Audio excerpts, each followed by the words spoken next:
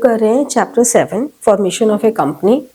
आज हम करेंगे डॉक्यूमेंट्स रिक्वायर्ड। मेजर डॉक्यूमेंट्स होते हैं memorandum of association and articles of association. ये दो हमारे मेजर डॉक्यूमेंट्स हैं। कैसे? मेमोरेंडम हमारे आउटसाइड रिलेशंस के बारे में बता रहा है और आर्टिकल ऑफ एसोसिएशन हमारे इंटरनल प्रोसेस के बारे में बता रहा है। तो वैसे तो आर्टिकल ऑफ एसोसिएशन कोई भी कंपनी खुद का भी ड्राफ्ट कर सकती है, लेकिन जो रेडीमेड होते हैं, जो कंपनी एक्ट ने दिए हुए हैं अपने, वो उन्होंने हमें memorandum of association A to E दिए हुए हैं और article of association F to I। ये टेबल नंबर है, table A, table B, table C, ये टेबल्स हैं। ठीक है, तो इनकी अपनी अपनी कंडीशन से कहाँ कौन सी टेबल यूज होगी। थर्ड है consent of proposed directors, then agreement, then statutory declaration and then receipt of payment of fees। ये टोटल हमारे पास मेजर डॉक्यूमेंट्स 6 हैं। इसके अलावा छोटे छोटे डॉक्यूमेंट्स तो बहुत सारे होते हैं। आईडी प्रूफ, जो प्रमोटर्स हैं उनका आईडी प्रूफ हो गया, रेजिडेंशियल एड्रेस हो गया, बहुत सारी चीजें होती हैं। अब सबसे पहले हम आते हैं memorandum of association. Memorandum of association आपको जो मेजर एस्पेक्ट्स हैं ऑफ अ कंपनी वो बता रहा है। जैसे कि नेम क्लॉज, एक नेम क्लॉज होता है मेमोरेंडम ऑफ एसोसिएशन के अंदर। नेम क्लॉज क्या बताता है कि कंपनी का नेम हमें रजिस्ट्रार ऑफ कंपनी से अप्रूव करवाना है। वो नेम हमें रखते समय ध्यान रखना है कि ना तो वो ऑलरेडी होना चाहिए सेम नेम, ठीक है, और ना वो किसी भी गवर्नमेंट सेक्टर, पब्लिक सेक्टर से मैच करता हुआ होना चाहिए। तो नेम क्लॉज में आप अपने नेम्स की ऑप्शन देते हो कि हम क्या क्या नेम्स चाहते हैं। ठीक है। सेकेंड क्लॉज होता है registered office clause. Registered office clause का मतलब क्या हुआ कि आपकी कंपनी का मेन रजिस्टर्ड ऑफिस कहाँ होगा। ठीक है। अगर आपको अभी लगता है कि हमने जो प्रपोज किया है वो रजिस्टर्ड ऑफिस हमारा एग्जैक्ट एड्रेस नहीं है, हमें ये पता है कि हमारा दिल्ली में होगा। अब दिल्ली में कहाँ होगा, अभी हमारा वो इन प्रोसेस है, तो अभी आप सिर्फ इतना डाल दो कि हमारा रजिस्टर्ड ऑफिस दिल्ली में होगा। जब आपका सर्टिफिकेट ऑफ इनकॉर्पोरेशन मिल जाता है, ये एमसीक्यूज में बहुत इंपॉर्टेंट रहती है बातें, कि सर्टिफिकेट ऑफ इनकॉर्पोरेशन मिलने के बाद, certificate of incorporation is the birthday of company. जिस दिन की डेट सर्टिफिकेट ऑफ इनकॉर्पोरेशन पे डली होती है, यानी कि वो उस कंपनी की बर्थ डेट होती है। तो जैसे ही किसी कंपनी को इनकॉर्पोरेशन की, अब आपकी कंपनी बन चुकी है, मिल गया, उसके बाद विद इन 30 डेज आपको ये सबमिट करना पड़ेगा कि एग्जैक्ट एड्रेस क्या है। तो अभी आप सिर्फ यहाँ पर रजिस्टर्ड ऑफिस क्लॉज में ही डाल सकते हो कि हमें दिल्ली में करना है। अब उसके बाद जैसे ही इनकॉर्पोरेशन का सर्टिफिकेट मिलेगा, 30 दिन के अंदर अंदर आप बता दो कि भाई ये हमारा एग्जैक्ट एड्रेस है। ठीक है। फिर थर्ड होता है ऑब्जेक्ट क्लॉज। ऑब्जेक्ट क्लॉज मतलब what is the objective of forming this company. इसमें हमारा एक होता है मेन ऑब्जेक्टिव, कि ये हमारा मेन ऑब्जेक्टिव है और ये हमारे अदर ऑब्जेक्टिव्स हैं। ये मेन ऑब्जेक्टिव्स है और ये अदर ऑब्जेक्टिव्स है। ऑब्जेक्ट क्लॉज में आपका what is the purpose of opening this company. आप जो एक्टिविटी करना चाह रहे हो वो एक्टिविटी लीगल है, with in all the norms हैं, उसमें कहीं कोई ऐसी प्रॉब्लम नहीं है, तो आपको अपना ऑब्जेक्टिव बताना होता है। फिर एक होता है लायबिलिटी क्लॉज।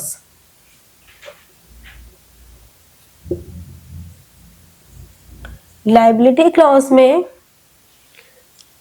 लायबिलिटी का मतलब क्या हुआ कि वैसे तो कोई भी कंपनी लिमिटेड लायबिलिटी बनती है, अनलिमिटेड लायबिलिटी की कंपनी तो होती नहीं है। तो अगर मान लो एक शेयर होल्डर है, 10 रुपए का एक शेयर है, उसने 10 में से 8 रुपए पे कर दिए, तो उसकी लायबिलिटी सिर्फ 2 रुपए की है जो उसने पे नहीं किया। अब अगर उस शेयर होल्डर के पास 200 शेयर्स है तो 200 इंटू 2। कंपनी को कभी भी कोई इंसॉल्वेंसी होगी, कुछ भी होगा, तो वो सिर्फ 200 इंटू 2 400 शेयर्स के लिए ही लाइबल है, 400 रुपीज के लिए ही लाइबल है, उससे ज़्यादा आप उससे नहीं ले सकते। फिर एक होता है capital clause.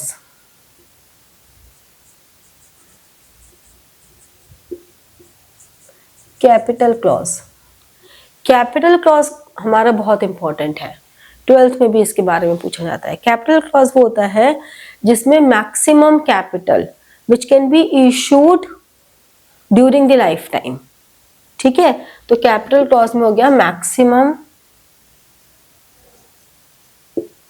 Capital which can be raised during the life time. अब हमने अभी सोचा कि हमारे लाइफ टाइम में कितनी कैपिटल चाहिए होगी, 20 करोड़ 30 करोड़, लेकिन हमारा बिजनेस तो अच्छा एक्सपैंड कर गया, तो हो सकता है हमें चेंज करना पड़े। तो जितने भी क्लॉज हैं इन सब क्लॉजेज में ऑल्टरेशन पॉसिबल होती है, बट एक स्पेसिफिक प्रोसेस के साथ होती है। तो लाइफ टाइम ऑफ कंपनी, इस कैपिटल क्लॉज में जो कैपिटल हम बात कर रहे हैं, इस कैपिटल की, मैक्सिमम कैपिटल की, इसे हम रजिस्टर्ड या नॉमिनल कैपिटल भी कहते हैं। रजिस्टर्ड या नॉमिनल कैपिटल, ठीक है। तो ये वो कैपिटल है which can be raised during the life time of the company. ठीक है, तो ये हमारा मेमोरेंडम ऑफ एसोसिएशन है। अब इसमें हमें मेमोरेंडम ऑफ एसोसिएशन में हमारे पास जो शेड्यूल 1 है, शेड्यूल 1 में हमें मेमोरेंडम ऑफ आर्टिकल के ये 5 दिया हुए हैं। जैसे कि टेबल ए बताती है मेमोरेंडम ऑफ एसोसिएशन की कि टेबल ए किस पे एप्लीकेबल होगी, जो कंपनी लिमिटेड बाय शेयर्स है। तो बेसिकली ये ही सबसे ज्यादा पॉपुलर है, क्योंकि limited and company guaranteed having share capital, जो लिमिटेड बाय गारंटी है कि भाई इतनी गारंटी से लिमिटेड है और उनके पास शेयर कैपिटल भी है। Limited by guarantee not having share capital, तो ये दो कंपनीज रेयरली फॉर्म्ड है। और जो डी एंड ई है ये तो अनलिमिटेड कंपनी है। अनलिमिटेड कंपनी मतलब कि ये लिमिटेड कंपनी ही नहीं है। तो जनरली ये दो कंपनीज तो हमारी बहुत ज्यादा पॉपुलर ही नहीं है, बट स्टिल हमें इस बात से ज्यादा इंपॉर्टेंस क्या देनी है कि हमारे पास जब एमसीक्यूज में आते हैं तो हमें ऐसे बोल दे मैच द फॉलोइंग आ जाते हैं। तो मैच द फॉलोइंग में तो आपको सारे ही पता होने चाहिए।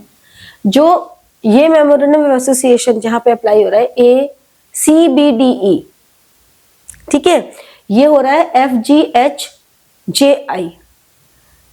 ठीक है, तो इसको लर्न करने का तरीका क्या रहेगा कि हम ABCD, हमें ये पता है कि memorandum of association A to E है और ये F to J है, लेकिन ACBDE और यहाँ पे FGHIJ की जगह JI।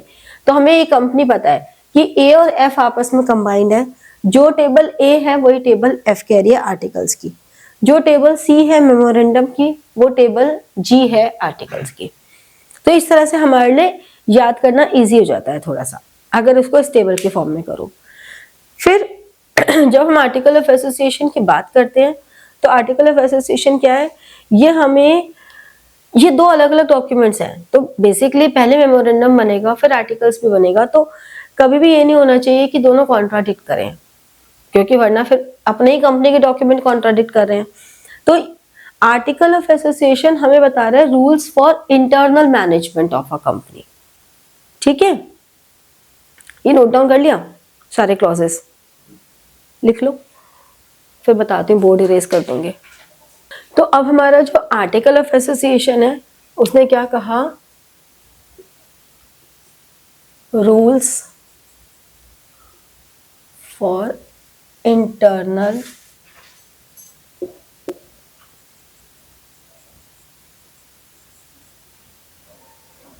मैनेजमेंट है। जो हमारा इंटरनल मैनेजमेंट है उसने हमारा क्या क्या रूल्स चलेंगे उसको फंक्शनल ऑपरेशनल्स के लिए वो हमारा सारा आर्टिकल ऑफ एसोसिएशन में डिफाइंड होता है।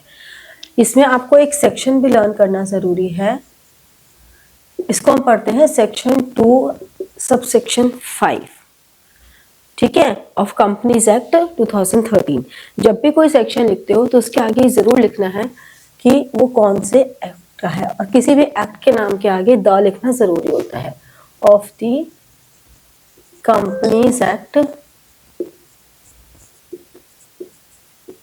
2013।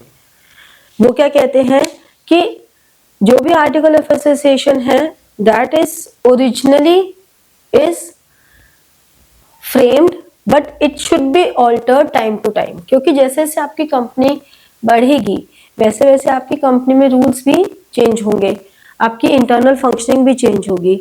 बट कोई भी, चाहे मेमोरेंडम ऑफ एसोसिएशन हो चाहे आर्टिकल ऑफ एसोसिएशन हो, इनमें कुछ भी चेंज अगर करना है तो उसका एक बाकायदा प्रोसेस है ऑल्ट्रेशन का, जिसमें सेंट्रल गवर्नमेंट से अप्रूवल, रजिस्ट्रार ऑफ कंपनी से अप्रूवल, एक स्पेसिफिक प्रोसेस है जो आपको फॉलो करना ही करना होगा। ऐसे नहीं है कि जब हमारा मन किया तब चेंज कर दिया। कंपनी का कोई भी काम आपकी मर्जी से कभी भी नहीं होगा। उसका रीजन ये है कि कंपनी एक बहुत ही लार्ज स्केल बिजनेस के लिए बन रही है, और कंपनी को लिए आपने अगर ये कंपनी में पब्लिक का पैसा लगा हुआ है तब तो फिर इसमें आपके लिए अकाउंटेबिलिटी और ज्यादा बढ़ जाती है, ठीक है। तो इसलिए कोई भी ऑल्ट्रेशन करने से पहले आपको प्रॉपर प्रोसेस फॉलो करना पड़ेगा। फिर इन दोनों डॉक्यूमेंट्स में मेमोरेंडम ऑफ आर्टिकल पे कौन साइन करेगा, इस कंपनी के डायरेक्टर्स कौन रहेंगे, तो वो प्रपोज डायरेक्टर्स का कंसेंट, उन्होंने क्वालिफिकेशन शेयर्स लेने जरूरी है उनके लिए, ये सब हमारा कंसेंट लेना जरूरी है। एग्रीमेंट, जो भी हमारा मैनेजिंग डायरेक्टर है, होल टाइम डायरेक्टर है या मैनेजर है, जितने भी मतलब ये टॉप लेवल पोजीशंस हैं, जितनी भी टॉप लेवल पोजीशन है उन सब के साथ एक एग्रीमेंट करना कि वो लोग हमारे किन किन बेसिस पे काम करेंगे, उनका रेम्यूनरेशन कितना होगा, प्रॉफिट शेयर कितना होगा, क्वालिफिकेशन शेयर्स कितने होंगे, उनके एजुकेशनल क्वालिफिकेशंस क्या है, एवरीथिंग। एंड देन एक स्टैट्यूटरी डिक्लेरेशन ये देना कि यस हमारी कंपनी ने जो भी रिक्वायर्ड डॉक्यूमेंट्स थे वो रजिस्ट्रार ऑफ कंपनीज के पास सबमिट कर दिए हैं, हमने जितनी भी लीगल फॉर्मेलिटीज थी वो लीगल फॉर्मेलिटीज हमने पूरी कर दी हैं। फिर receipt of payment of fees, जो भी रजिस्ट्रेशन फीस है उसके रिसिप्ट, ये तो बेसिकली हमारे इतने से डॉक्यूमेंट्स हैं। उसके अलावा बहुत सारे और डॉक्यूमेंट्स बनते हैं जो कि हमें डिटेल में नहीं करने हैं, ठीक है। अगर एक क्वेश्चन और आ जाता है छोटा सा कि लिस्ट एनी 4 डॉक्यूमेंट्स मेंशन्ड या 4 एक्टिविटीज, ठीक है, या 4 content which are to be included in article of association, ये भी एक क्वेश्चन आ जाता है। जैसे कि मेमोरेंडम में क्लॉजेस हमने किए तो उसमें तो लिमिटेड वो क्लॉजेस हो गए, लेकिन आर्टिकल में बहुत सारे लिस्ट है, जैसे कि हमारे प्रिलिमिनरी कॉन्ट्रैक्ट्स कैसे होंगे, हमारे कितने नंबर ऑफ शेयर्स होंगे, हमारे एक शेयर की वैल्यू कितनी होगी, अगर हम बायबैक करेंगे तो वो क्या होगा, प्रेफरेंस शेयर्स, शेयर्स अलॉटमेंट क्या रहेगी, शेयर्स की फर्स्ट कॉल सेकंड कॉल, मतलब एक शेयर को हम अलग अलग पार्ट्स में डिवाइड कर सकते हैं। अगर कोई शेयर होल्डर टाइम पे ना करे तो फॉरफिट भी कर सकते हैं, तो उसके रूल्स क्या रहेंगे, annual general meeting, board meeting, उस मीटिंग में नोट्स क्या रहेंगे, एजेंडा, मतलब agenda and notes and minutes तो राइट मूवमेंट पर ही होते हैं, लेकिन कौन प्रिपेयर करेगा, हमारे कंपनी सेक्रेटरीज, प्रॉक्सीज मतलब जब मीटिंग होती है आपने वोटिंग राइट्स देने हैं तो आपकी जगह कोई और दे सकता है क्या, ठीक है। डीमेटेरियलाइजेशन ऑफ सर्टिफिकेट्स, मतलब बहुत सारी ऐसी आइटम्स हैं जो कि आर्टिकल ऑफ एसोसिएशन में होती हैं। बुक में पूरी ये लिस्ट दी हुई है, आप इसमें से कोई भी 6 भी याद कर लोगे ना, 6-7 भी, तो भी सफिशिएंट है, क्योंकि किसी भी हद से ज्यादा 3 नंबर से ज्यादा का क्वेश्चन नहीं आएगा। 3 नंबर का मतलब है आपको 6 नाम लिखने हैं, तो आप 6 to 8 नेम्स भी लर्न कर लोगे, दैट विल बी सफिशिएंट, ठीक है, क्लियर हो गया। फिर मैं बार बार बात कर रही हूँ क्वालिफिकेशन शेयर्स की।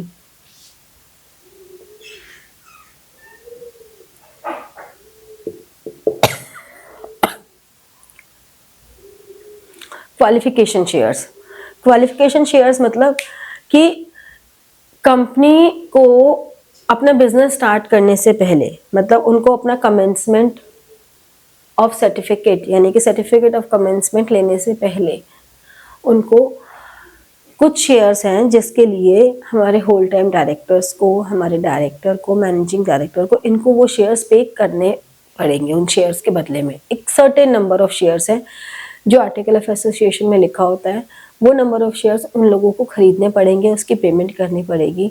तो वो जो नंबर ऑफ शेयर्स उन्हें खरीदने पड़ेंगे और सर्टिफिकेट ऑफ कमेंसमेंट मिलने से पहले ही लेने पड़ेंगे, उन शेयर्स को हम कहते हैं क्वालिफिकेशन शेयर्स। ठीक है। तो अब हम कहते हैं कि जो प्रमोटर्स है, नेक्स्ट टॉपिक हमारे पास आता है कि पोजीशन ऑफ प्रमोटर्स। प्रमोटर्स की पोजीशन क्या है? हमने कह दिया स्टार्टिंग में, हमने बात की कि जो प्रमोटर्स हैं वो तो रियल ओनर्स ही हैं, लेकिन हमने कहा ऐसा कोई ज़रूरी नहीं है कि वो रियल ओनर्स हों। प्रमोटर्स जो हैं ना तो हमें बहुत डेफिनेटली कह सकते कि वो रियल ओनर्स हैं, और उन्हें हम एजेंट भी नहीं कहते, क्योंकि एजेंट्स हमेशा एक इनकॉर्पोरेटेड फॉर्म के ही बन सकते हैं। अगर कोई फॉर्म इनकॉर्पोरेटेड नहीं है तो उसके आप एजेंट्स नहीं बना सकते। ट्रस्टी भी एक कंपनी के फॉर्म होने के बाद ही बनती है, तो वो ट्रस्टी भी नहीं है, तो ना तो वो नीदर एजेंट्स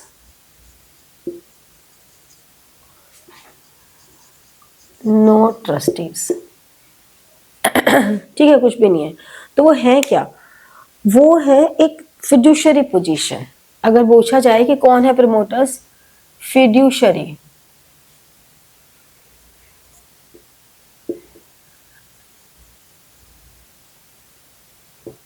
फिड्यूशरी पोजीशन है। ठीक है, ये एक फिड्यूशरी पोजीशन है, जिसका मतलब ये हुआ कि जिससे कि फिड्यूशरी पोजीशन में लेने का मतलब क्या हुआ कि वो कभी भी अपनी पोजीशन का मिसयूज नहीं कर पाएंगे, वो कभी भी किसी तरह का कोई सीक्रेट प्रॉफिट्स अर्न नहीं कर पाएंगे। ठीक है, उनको जो भी वो कॉन्ट्रैक्ट करेंगे, एक बार कंपनी फॉर्म हुई तो वो उनके बनाए हुए कॉन्ट्रैक्ट्स उस कंपनी के ऊपर इतने ज्यादा बाउंड नहीं होंगे। ठीक है, और अगर उन कॉन्ट्रैक्ट की वजह से कंपनी को कोई नुकसान होता है तो वो प्रमोटर्स को बियर करना पड़ेगा। अगर कोई ऐसी इंफॉर्मेशन जो कि इम्पोर्टेंट है और उन्होंने डिस्क्लोज नहीं की है और उसके डिस्क्लोज ना करने की वजह से कंपनी को कोई नुकसान हुआ, तो उस लॉस को प्रमोटर्स बियर करेंगे, क्योंकि कंपनी ने प्रमोटर्स पे ट्रस्ट किया है। ठीक है, प्रमोटर्स कभी भी जो प्रमोशन ऑफ कंपनी हम कर रहे हैं, इनकॉर्पोरेशन ऑफ कंपनी हम जो कर रहे हैं, उस पर जो भी एक्सपेंसेस हैं, तो they are not bound to incurred bear that expenses. उनको नहीं बियर करने, कंपनी बियर करेगी। प्लस अगर प्रमोटर्स ने कोई एक्सपेंसेस किए हैं तो उसे कंपनी को एक जस्टिफिकेशन देना पड़ेगा कि हमने एक्सपेंसेस क्यों किए हैं, तभी कंपनी उन एक्सपेंसेस को रियम्बर्स करेगी, वरना कंपनी मना कर सकती है कि भाई आपने हमें तो बताया नहीं एक्सपेंसेस करने हैं, तो कंपनी मना कर सकती है। हाँ क्योंकि प्रमोटर्स ने काम किया है, उसके बदले में उनको रेम्यूनरेशन लेना उनका हक बनता है। ठीक है, कंपनी को उन्हें रेम्यूनरेशन देना ही पड़ेगा, उन्हें कमीशन देना पड़ेगा। अब वो कंपनी के और प्रमोटर्स के बीच की बात है कि वो इन कैश देना है या इन काइंड देना है या शेयर्स की फॉर्म में देना है या कोई फ्यूचर एग्रीमेंट्स करना है कि अभी तो आप रखो फ्यूचर में जब होगा तब देखेंगे, तो उसका एग्रीमेंट बनाना। तो ये सब हमारी पोजीशन होती है प्रमोटर्स की। ठीक है, अब अगर हम इनकॉर्पोरेशन की बात करें तो इनकॉर्पोरेशन में कुछ भी अलग नहीं है, सिर्फ हेडिंग हमें अलग से दी है ताकि पता लग जाए। इनकॉर्पोरेशन में यही होता है कि ये सारे डॉक्यूमेंट सबमिट कराने हैं। ये सारे डॉक्यूमेंट सबमिट कराने के बाद 30 डेज के अंदर अंदर आपको जो भी डॉक्यूमेंट, अगर ऐसा लगता है कि कोई एक डॉक्यूमेंट मिसिंग है, मतलब आपको ऐसा लगता है कि एग्जैक्ट एड्रेस वाला डॉक्यूमेंट अभी मिसिंग है, या कोई एक ऐसे छोटे छोटे डॉक्यूमेंट्स, तो रजिस्ट्रार ऑफ कंपनीज एक डेट दे देते हैं कि इस डेट तक आप सबमिट कराओगे, उस डेट तक नहीं सबमिट कराते तो आपके ऊपर लीगल एक्शन होगा। एड्रेस का तो हमने बता ही दिया था कि एग्जैक्ट एड्रेस नहीं है तो 30 दिन के अंदर अंदर उन्हें देना पड़ेगा। रजिस्ट्रार ऑफ कंपनीज जैसे ही सेटिस्फाई हो जाते हैं कि now we are satisfied with all the documents, तो रजिस्ट्रार ऑफ कंपनीज इशू कर देते हैं सर्टिफिकेट ऑफ कमेंसमेंट। ये जो सर्टिफिकेट ऑफ कमेंसमेंट है, ये शुरू करने से पहले ये भी इंश्योर करना पड़ता है कि आपने एक sufficient amount of capital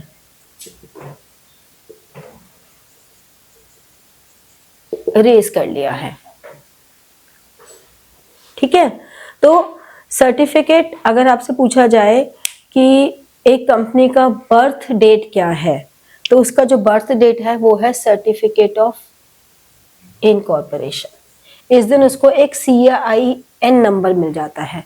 CIN is corporate identity number. जैसे हम लोगों का पैन नंबर होता है, आधार नंबर होता है, ऐसे ही एक कॉर्पोरेट एंटिटी का CIN कॉर्पोरेट आइडेंटिटी नंबर होता है, और वो कॉर्पोरेट आइडेंटिटी नंबर जिस दिन इशू हुआ वो उसका बर्थ सर्टिफिकेट हो गया। ठीक है, जो मैंने कैपिटल सब्सक्रिप्शन की बात की कि एक सफिशिएंट अमाउंट ऑफ कैपिटल उन्हें इशू करनी ही पड़ती है, यानी कि कैपिटल सब्सक्रिप्शन, तो उसके लिए भी हमारे पास सबसे पहले तो आपको सेबी का अप्रूवल लेना पड़ेगा। SEBI is securities exchange board of India, उसका अप्रूवल लेना पड़ेगा। आपको अंडरराइटर्स कौन होते हैं? जो गारंटी लेते हैं कि अगर पब्लिक के शेयर्स नहीं लिए तो हम लेंगे, तो वो शेयर्स उनको अंडरराइटर्स अपॉइंट करना, बैंकर्स अपॉइंट करना, ये सब उन्हें फॉर्मेलिटीज करनी है, और प्रोस्पेक्टस इशू करना होता है। तो क्या क्या फॉर्मेलिटीज हो गई कैपिटल सब्सक्रिप्शन में?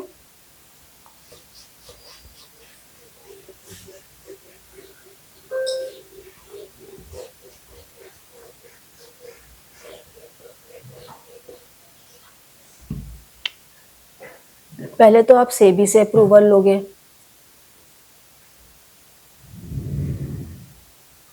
सेबी की फुल फॉर्म क्या हुई?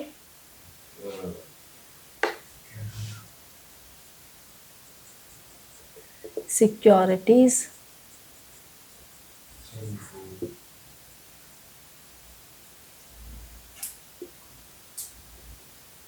Board of India. ठीक है, सेबी का अप्रूवल लेना जरूरी है, क्योंकि अगर सेबी का अप्रूवल नहीं लिया तो आप पब्लिक में अपने शेयर्स इशू ही नहीं कर सकते हो।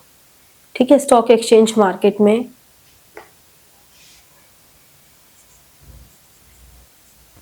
सेबी से approval, registered in stock exchange market, stock exchange में रजिस्टर करवाना जरूरी है। लिस्टिंग कहते हैं इसे हम, रजिस्टर्ड टर्म नहीं यूज होती, इसके लिए टर्म यूज होती है लिस्टिंग। लिस्टिंग करवाना जरूरी है। फिलिंग ऑफ प्रोस्पेक्टस, प्रोस्पेक्टस क्या होता है?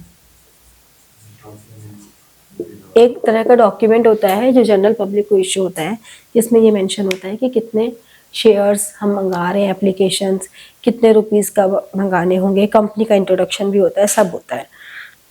फिर आप बैंकर्स,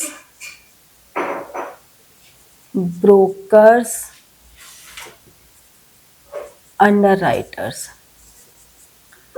ये करते हो, बैंकर्स, ब्रोकर्स एंड अंडरराइटर्स।